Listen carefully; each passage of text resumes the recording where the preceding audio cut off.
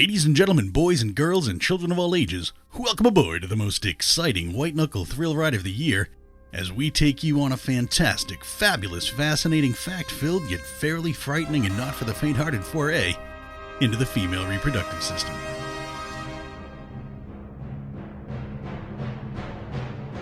Who the fuck starts a conversation like that? I just sat down. And where better to begin a discussion of the female reproductive system than with acclaimed American actor Robert De Niro. You talking to me?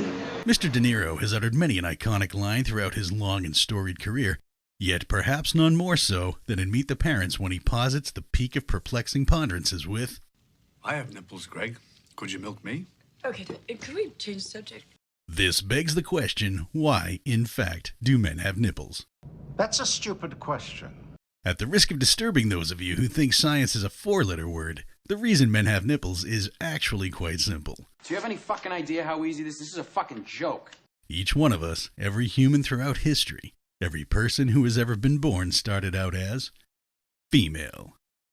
That's not fair. That's right, the basic template for the human body is female and remains largely undifferentiated for the first 6 to 7 weeks of gestation. Extremely simplified, gonads begin positionally as ovaries, but if the fetus is genetically male or XY, then high levels of the SOX9 gene are important in their development into testes. The clitoris becomes a penis, the labia becomes a scrotum, and the testes descend from their previous position into the scrotum by way of a complicated process throughout the remainder of gestation. When a newborn male presents with an undescended testicle, gentlemen, where exactly do you think they descended from?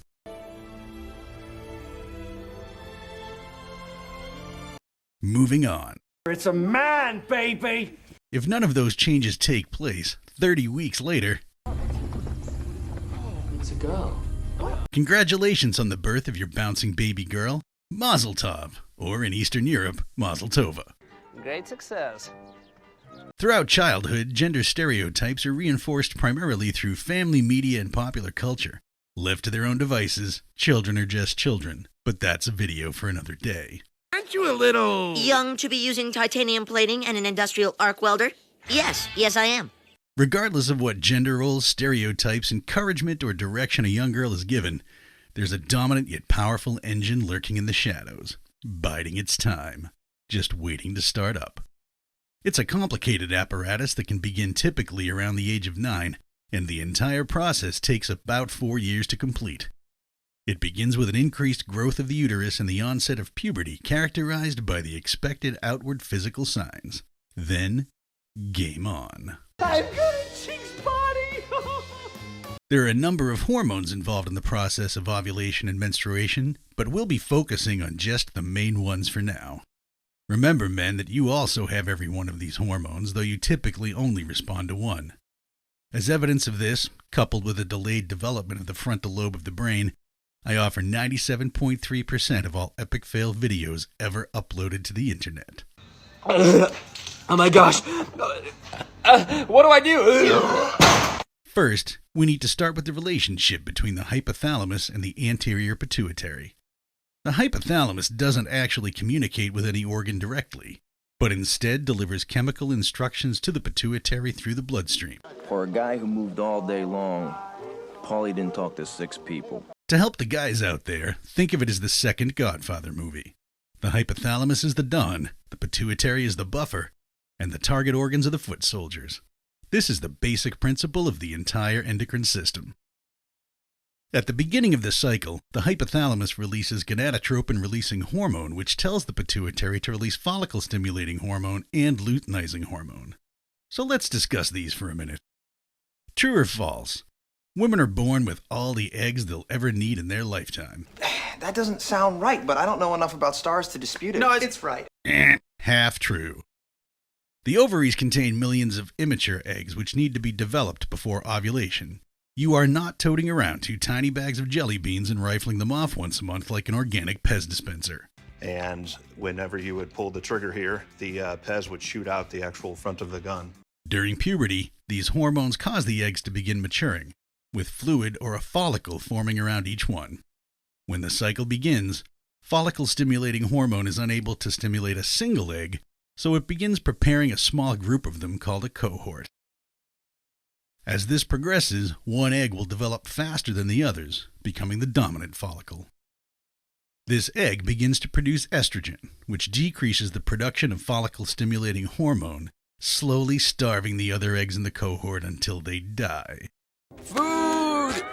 Water! Atmosphere! Ladies and gentlemen, we have a winner. Before we get to the next step, we need to discuss some of the other changes that go along with this. First, the birth canal. The birth canal, also called the vagina, is entirely internal. That's right, boys. What you've been referring to as the vagina your entire life is actually the vulva. It's okay. You're only listening to one hormone and you can't handle that. They both start with a V. Close enough. One of the important changes that occurs along with the development of an egg takes place within the birth canal, which should truly be considered a complicated and delicate ecosystem. There's a complex symbiotic relationship between the human female and her microorganic squatters that can be affected by many things, most notably ovulation. Oh, merciful one, the clock tower! Normally, the pH of the birth canal is between 3.8 and 4.5. This is acidic, and it prevents the growth of harmful bacteria. Look what you've done! I'm melting! The pH of sperm, on the other hand, is between 7.2 and 7.8, or alkaline. In other words, the birth canal of the human female is an incredibly hostile and toxic environment to sperm and kills it. Quickly. Annihilating every last one of them in a display of carnage not seen since the Battle of Thermopylae. Historically inaccurate, but you get the visual. Now, during ovulation, this release of estrogen causes cervical mucus to form, which changes the pH of the birth canal, allowing sperm to survive just long enough to potentially achieve conception. Save a friend. Spare an enemy. While all that is going on, these hormones are also causing the uterus to thicken and also begin peristalsis to help the sperm reach the Holy Land, as the finger-like fimbriae at the ends of the fallopian tubes begin to swell and move to sweep the soon-to-be-released egg into the fallopian tubes. Oh, look, Krill! Wait, why do sperm need help getting there? Well, this brings us to our next question. Why don't we move on? When, in relation to ovulation, is a female able to conceive? 93 million miles. 1.21 gigawatts of electricity. Liar. The fact is, a human female is able to conceive through natural insemination 5 days before and up to the day of ovulation. Why before?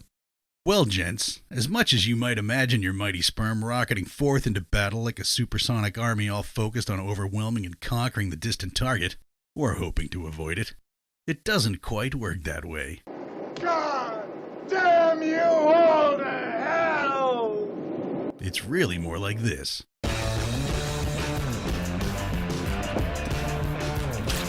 Your magical minions need a lot of help from the female to get there, and it takes days.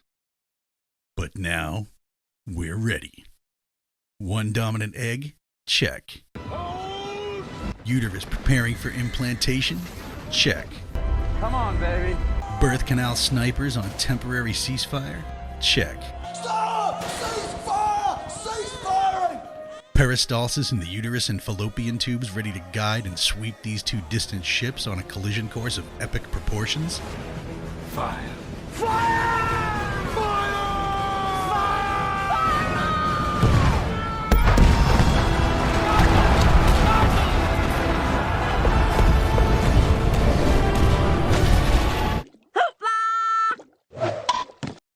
Now, the increase in estrogen causes a spike in luteinizing hormone, resulting in the expulsion of the egg from the ovary, leaving a corpus luteum in its place, which produces not only estrogen, but a spike in progesterone to assist in preparing the uterus.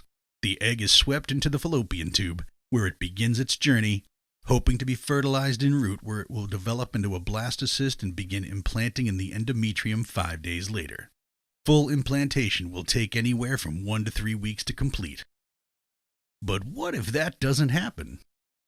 If fertilization doesn't happen, the egg dies within 12 to 24 hours, no embryo implants, levels of progesterone and estrogen drop off considerably, In other words, boys, 14 days after ovulation, these changing hormone levels result in the lining of the uterus and its prostaglandins to initiate muscle contractions in the myometrium, shedding the lining as the hypothalamus reacts by saying, "Let's do it all again."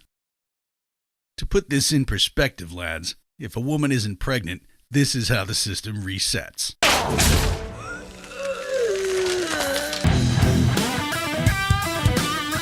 Fun, huh?